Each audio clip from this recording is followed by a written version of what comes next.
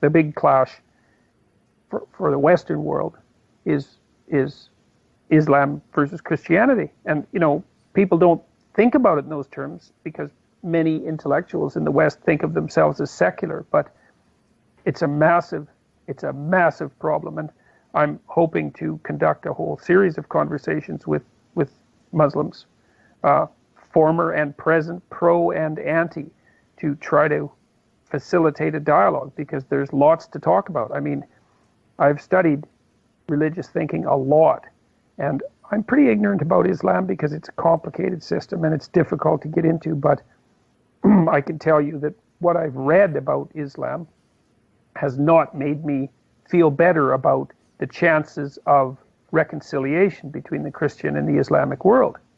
So, like, I don't know what to make of the fact, for example, I mean, if you look at the figure of Christ, and I don't care if you're religious or not, and I don't even care if Christ existed or not, and I certainly don't care at the moment about claims to divinity or the lack thereof. I'm just speaking as, let's say I'm speaking as a secular intellectual. I mean, as a figure, he's a figure of peace. I don't think that that's disputable. I mean, he wasn't a warlord. That's one thing that's for certain. He never led armies, you know, whereas that's not the case with Muhammad at all. Muhammad was clearly and indisputably a warlord. And so it isn't obvious to me what to make of that, except that it's bloody complicated. He had a child bride as well, I believe.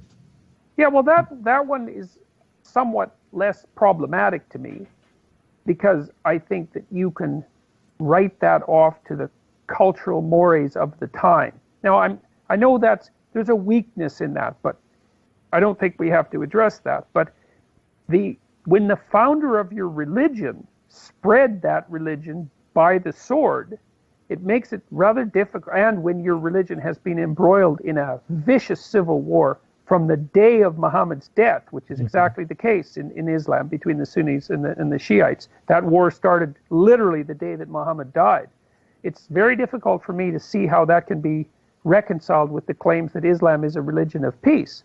Yeah, we saw that when Martin Luther hammered some stuff on a door a long time ago, and the Protestants and the Catholics just went their separate ways. And, I mean, there's been some rough feelings over the years, I suppose, but no generational wars that I can think of.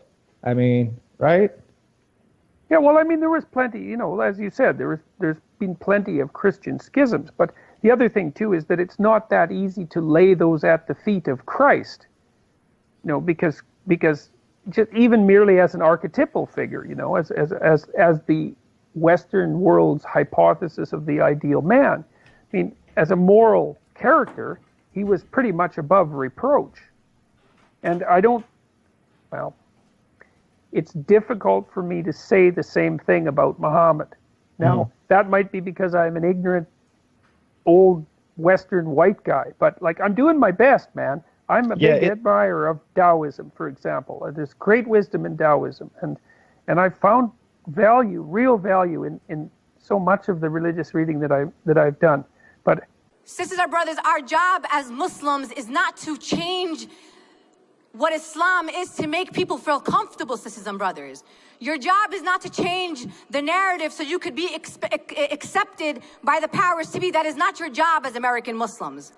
Your job as American Muslims is to be courageous, because the adversities that we see right now as Muslims in North America is nothing, absolutely nothing in comparison to the trials and tribulations that our Prophet ﷺ and his companions and the first believers went through.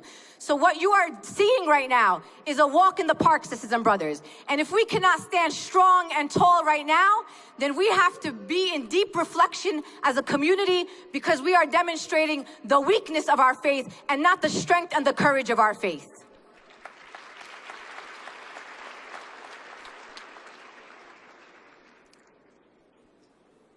Sisters and brothers, we're talking also a lot about outside alliance building, building with Christians, building with Jews, building of people who are non-denominational, other groups working on other issues, social justice movements.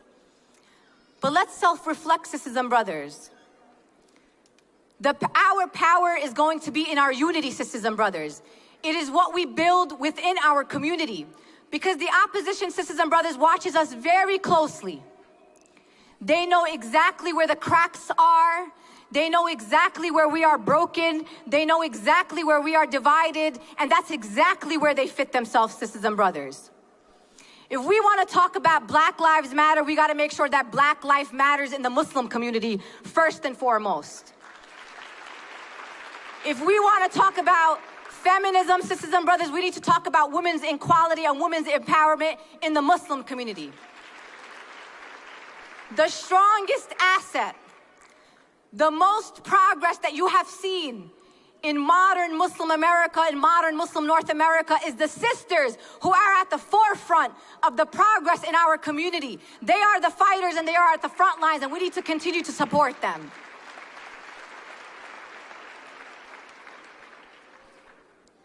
We want to be included in the larger society. Let's reflect on the institutions that we create. Do we look around the table and make sure that everyone's included? Are we mindful of who's missing at the table? And do we take it upon ourselves to go out and intentionally find the people whose voices in the Muslim community are not being heard?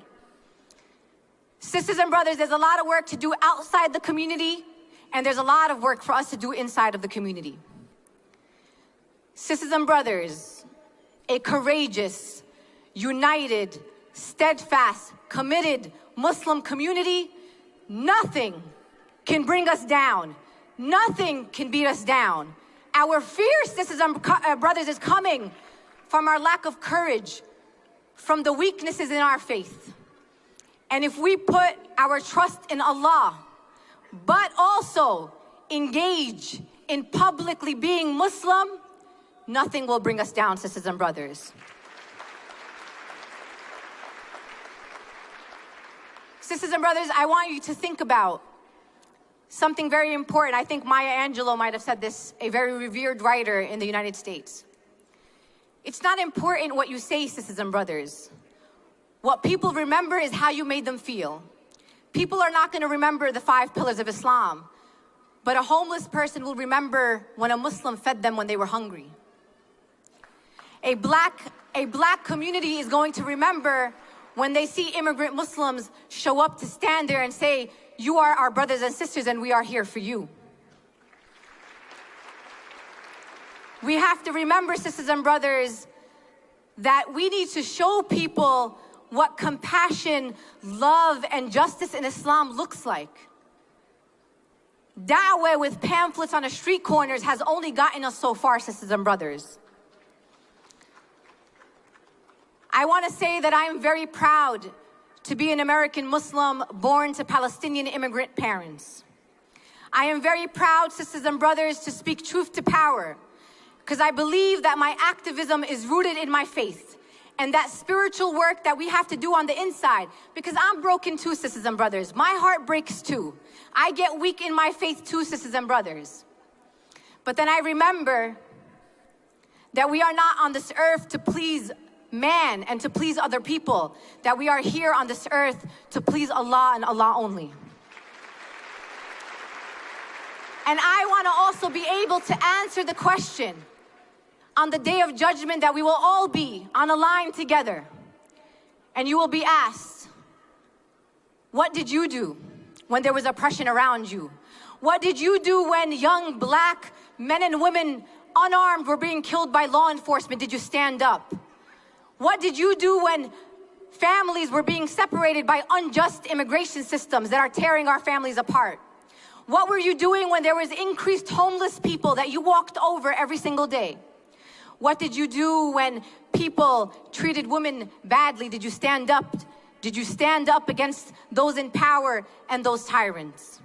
You will be asked, sisters and brothers, what your role is, and our role on this earth is not just to live for here, it's to live for our akhirah. So be prepared to answer those questions. And if you're not prepared now, may Allah give you more time on this earth so you have more time to prepare your answers, which are going to be to talk about your actions and deeds on this earth.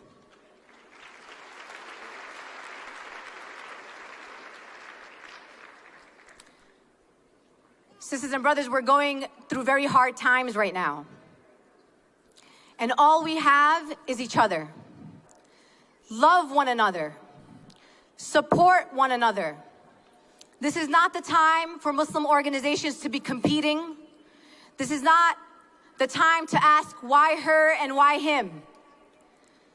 This is a time to think about what your individual role is, sisters and brothers, and for us to work together to make our young people proud. Our children, sisters and brothers, are watching us and watching our every move. I am not concerned with my popularity, and that's not what we should be worried about. Malcolm X was one of the most hated men in America. But guess what, sisters and brothers? Malcolm X was also one of the most respected men in America. I care about respect, sisters and brothers. I care about dignity, sisters and brothers, and that is what our communities deserve. May Allah bless you all. May Allah protect you all and your families. And may Allah continue to instill the courage in us to stand and speak truth to power against the tyrants and those who continue to oppress us and oppress others around us. May we find the courage, sisters and brothers, to condemn all forms of terrorism by Muslims and non-Muslims alike. May we find the courage, sisters and brothers, to find our role in all social justice movements, not just those that are directly impacting our community. May we be the best that our community has to offer, the best that our faith has to offer.